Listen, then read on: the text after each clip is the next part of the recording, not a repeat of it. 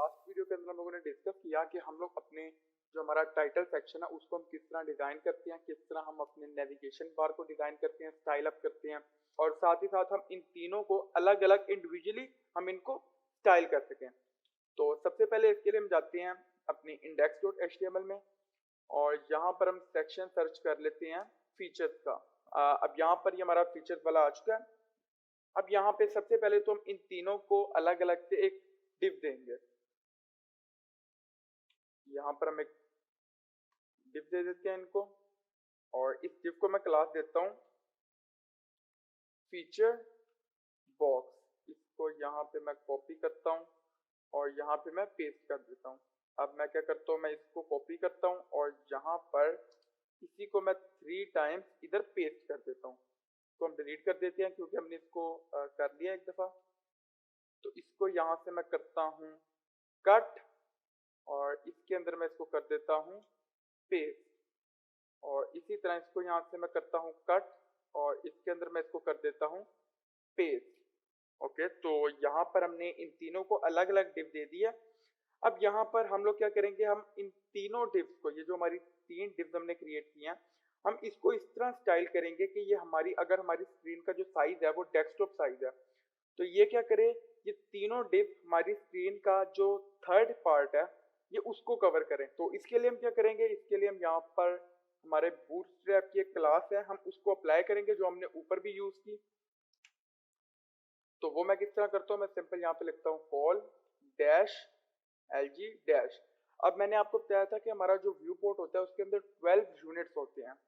तो अगर 12 को हम 3 पे डिवाइड करें तो हमारे पास 4 आता है, मतलब हम एक जो हमारा सेक्शन है उसको हम 4 यूनिट्स देना चाहते हैं। इसको यहाँ से मैं कॉपी करता हूँ और कॉपी करके यहाँ पे मैं पेस्ट करता हूँ और इसी तरह यहाँ पे भी पेस्ट करता हूँ।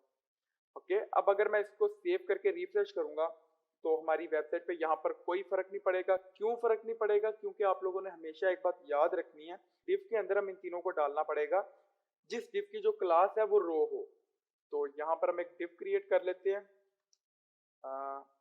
डिव और इसको क्लास में देता हूँ रो की और इन तीनों को मैं यहाँ से करता हूँ कट, कट करके मैं इधर पेस्ट कर देता हूँ और यहाँ से मैं इसको सेव करता हूँ और सेव करने के बाद मैं इसको ब्यूटीफाई कर देता हूँ और अब यहाँ से जाके मैं इसको रिफ्रेश कर लेता हूँ। ओके, तो आप यहाँ पे देख सकते हैं कि जैसे ही मैंने इसको रिफ्रेश किया ये 3 इक्वल पार्ट्स में डिवाइड होगी। अब ये आपको एक सिंपल लाइन में शो हो रही है।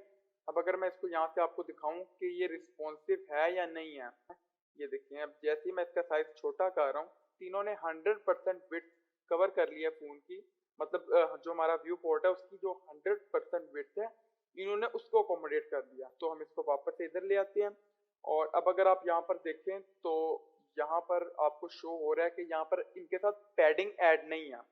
तो यहाँ पर मैं पैडिंग ऐड कर लेता हूँ इसके।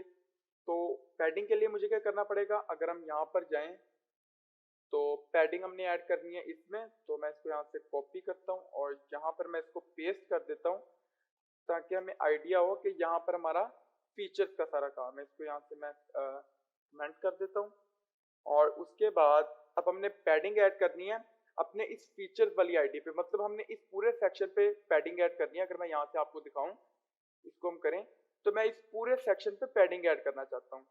तो उसके लिए मैं क्या करूंगा, उसके लिए मैं सिंपल अपनी इस फीचर वाली आईडी को मैं यहाँ पे टारगेट करूंगा। ओके, तो हम यहाँ पे आते हैं और इसको टारगेट करने के लिए हम यूज करेंगे हैशटैग। ओके, यहाँ पे हमने फीचर्स को टारगेट किया और यहाँ पे मैं इसको पैडिंग देता हूँ 7% टॉप एंड बॉटम से और 15% लेफ्ट एंड राइट से और यहाँ पे हम इसको सेव करते हैं। सेव करके यहाँ से मैं इसको रिफ्रेश करता हूँ। तो ये देखें जैसे ही मैंने इसको रिफ्रेश किया तो यहाँ पर हमारे पैडिंग ऐड हो चुकी है। अब यहाँ पर अगर आप देखें तो इट्स लुकिंग बेटर, बट यहाँ पर हमें इन तीनों को, ये जो आप सब टाइटल देख रहे हैं, मैं चाहता हूँ कि ये सेंटर अलाइन हो। तो उसके लिए मुझे क्या करना पड़ेगा, उसके लिए मुझे, अब यहाँ पर आप देख सकते हैं कि मैंने इन तीनों डिव को मैंने ये क्लास दी थी फीचर बॉक्स। तो मैं सिंपल इस फीचर बॉक्स को टारगेट करूंगा और टारगेट करके मैं इसको सिंपल कहूँगा कि टेक्स्ट अलाइन, और यहाँ पे मैं इसको कह दूंगा centre, save and refresh. Now it's looking more better. तो अब हम आगे चलते हैं, और अब यहाँ पर जो नेक्स्ट चीज़ है वो ये है कि मैं इन तीनों का जो फ़ॉन्ट है इसको मैं चेंज करना चाहता हूँ। अगर आप देखें तो ये मेरे तीनों कहाँ पर लिखी हैं, ये मेरी तीनों H3 हैं। अगर आप देखें मतलब मेरी हेडिंग 3 है, तो इन तीनों को मैं टारगेट करता हूँ यहाँ पर। तो इसको हम टारगेट करेंगे अपनी H1 के नीचे। यहाँ पे मैं सिंपल H3 लिखता हूँ, और H3 लिख के यहाँ पे मैं लिखता हूँ फॉन्ट फैमिली। ओके, और इसको जो फॉन्ट फैमिली में देना चाहता हूँ वो मैं देना चाहता हूँ मॉन्सेरेट बोल्ड। तो यहाँ पे मैं सिंपल लिखता हूँ मॉन्सेरेट स्लैश बोल्ड, बोल्ड, और यहाँ पे हम सेमीकोलन डालते हैं, इसको सेव करते हैं। सेव करके मैं इसको रिफ्रेश करता हूँ। ओके, तो जैसे ही मैंने इसको रिफ्रेश किया तो यहाँ पर आप देख सकते हैं कि इन तीनों का जो फॉन्ट है वो चेंज हो चुका है और थोड़ा सा पहले की निस्बत बोल्ड हो चुका है। तो अब हम यहाँ पर इसको और ज़्यादा अट्रैक्टिव बनाने के लिए कि ये और ज़्यादा अट्रैक्टिव लगे और ज़्यादा खूबसूरत लगे, हम क्या करते हैं, यहाँ पर इनका जो सब टाइटल है इसको मैं कर देता हूँ, इसका जो कलर है उसको मैं ग्रे कर देता हूँ। तो मुझे इस पी को टारगेट करना पड़ेगा, मतलब जो हमारा पैराग्राफ वाला टैग है मुझे इसको टारगेट करना पड़ेगा। तो इसके लिए मैं सिंपल इधर आता हूँ और मैं ओके, हम पी को टारगेट करते हैं, और पी को टारगेट करने के बाद मैं सिंपल यहाँ पे इसको कलर देता हूँ। जो कलर कोड हम इसको देंगे वो हम देंगे हैशटैग 8F8F8F। ओके, यहाँ पे मैं सिंपल सेमीकोलन लगाता हूँ। सेव करते हैं हम इसको, और सेव करके हम यहाँ से इसको रिफ्रेश करते हैं। ओके, तो जैसे ही मैंने इसको रिफ्रेश किया तो यहाँ पर आप देख सकते हैं कि जो इसका सब टाइटल है, जो पैराग्राफ लिखा हुआ है, इसका जो फॉन्ट है उसका कलर ग्रे हो गया। और अब जैसे ही आपका जो यूजर है वो अगर इधर आता है तो उसकी पहली नजर आपके इन टाइटल्स पे पड़ती है जो आपके H3 हैं, ठीक है। फिर उसके बाद वो यहाँ पर नीचे जाता है। अब जो यहाँ पर इससे अगली चीज आता हूँ कि मैं यहाँ पर इन तीनों के साथ मैं आइकन भी ऐड करूँ। जिस तरह हमने यहाँ पर ये आइकन ऐड किए थे, मैं चाहता हूँ कि यहाँ पर मैं आइकन भी ऐड करूँ। तो अब आइकन किस तरह ऐड करेंगे, मैं सिंपल क्या करता हूँ, यहाँ पर मैं जाता हूँ फॉन्ट ऑसम पे, हम यहाँ पे जाते हैं और इसको जिस तरह हमने पीछे भी जब आइकन यूज किए थे तो इसको हमने अपनी जो हमारी वेबसाइट था, जो हमारा प्रोजेक्ट था, उसके अंदर हमने इसको इंक्लूड कर लिया था। तो अब यहाँ पर हम सिंपल जो हमारे आइकन्स हमें चाहिए, हम उन आइकन्स को सर्च करेंगे। तो यहाँ पर जो सबसे पहले मुझे चाहिए, मुझे हर्ट चाहिए। तो हम यहाँ पर वेट करते हैं। तो यहाँ पर देख सकते हैं, इसको मैं खोल लेता हूँ। अब यहाँ पर आप देख सकते हैं मैं इस कोड को यहाँ से कॉपी करता हूँ, और कॉपी करके अगर हम यहाँ से अपनी वेबसाइट पे जाएं तो यहाँ पर आप देख सकते हैं कि मैं इसको इधर ऐड करना चाहता हूँ अपने गारंटीड टू वर्क में। तो इसके लिए मैं क्या करूँगा, मैं सिंपल यहाँ पे आऊँगा और यहाँ पे आके मैं इससे ऊपर यहाँ पर इसको ऐड कर दूंगा। इसी तरह मैं इसको क्लोज कर लेता हूँ और अपने नेक्स्ट आइकन की तरफ हम चलते हैं। तो नेक्स्ट आइकन हमारा टारगेट है। यहाँ से मैं इसका कोड कॉपी करता हूँ और यहाँ पर जाके मैं इधर इसका जो कोड है उसको मैं अप्लाई कर देता हूँ। और इसी तरह जो हमें थर्ड आइकन चाहिए, वो हमें आइकन चाहिए चेक मार्क का। मैं यहाँ से सिंपल इसको कॉपी करता हूँ, और कॉपी अगर हम करें तो मैं यहाँ से सिंपल इधर वापस चले जाता हूँ। हम इसी को यहाँ पर कॉपी कर लेते हैं और यहाँ पर मैं इसको पेस्ट कर देता हूँ, और पेस्ट करके मैं इसको सेव करता हूँ। सेव करके अगर यहाँ से मैं इसको रिफ्रेश करूँ तो यहाँ पर आप देख सकते हैं कि हमारे जो तीनों आइकन थे वो यहाँ पर शो हो चुके हैं।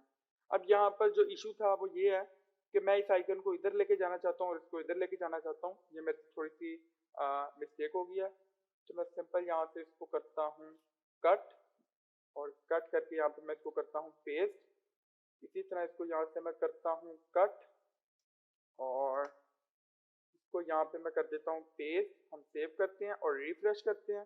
तो यहाँ पर अब ये तरतीब वाइज आ चुके हैं। अब यहाँ पर अगर आप इनका साइज देखें तो इनका जो साइज है वो बहुत छोटा है। तो हम इसका साइज इंक्रीज कर लेते हैं। हम इसका साइज किस तरह इंक्रीज कर सकते हैं, उसको इंक्रीज करने के लिए मुझे सिंपल इनके एंड पे यहाँ पर मुझे FA डैश, अब मैं चाहता हूँ मैं इसको 4x इंक्रीज करना चाहता हूँ, तो यहाँ पर मैं सिंपल इसको ऐड करता हूँ और यहाँ से मैं इसको कर लेता हूँ कॉपी पेस्ट। इसको हम सेव करते हैं, सेव करके यहाँ से हम इसको रिफ्रेश करते हैं। ओके, अब देखें जैसे मैंने इसको रिफ्रेश किया तो इसका जो साइज है वो 4x इंक्रीज हो चुका है। अब यहाँ पर हमारा साइज का जो इशू था वो भी हमने सोल्व कर लिया उसको। इससे अगली चीज ये है कि मैं इन तीनों को कलर देना चाहता हूँ। तो कलर देने के लिए मैं क्या करूंगा, मैं सिंपल यहाँ पर आऊंगा और इन तीनों को यहाँ पर मैं जो क्लास दूंगा वो मैं दूंगा इनको आइकन। यहाँ से मैं इसको कर लेता हूँ कॉपी और यहाँ पे मैं इसको करता हूँ पेस्ट और यहाँ पे भी मैं इसको कर देता हूँ पेस्ट, सेव। अब यहाँ पर मैं इसको कलर देने के लिए यहाँ पर हम इसको टारगेट करते हैं, तो यहाँ पर मैं सिंपल लिखता हूँ डॉट आइकन और इसको मैं यहाँ पर कलर देता हूँ। जो कलर कोड मैं यहाँ पर इसको देना चाहता हूँ, मैं देना चाहता हूँ AES 8172।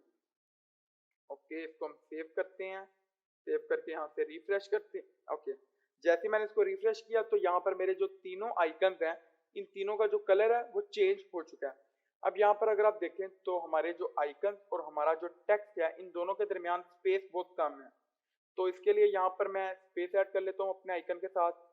तो उसके लिए मुझे क्या करना पड़ेगा, मैं यहाँ पर मार्जिन ऐड कर लेता हूँ, मार्जिन ओके बॉटम, इसको मैं कर लेता हूँ 1 rem और यहाँ से हम इसको सेव करते हैं, सेव करके इसको रिफ्रेश करते हैं।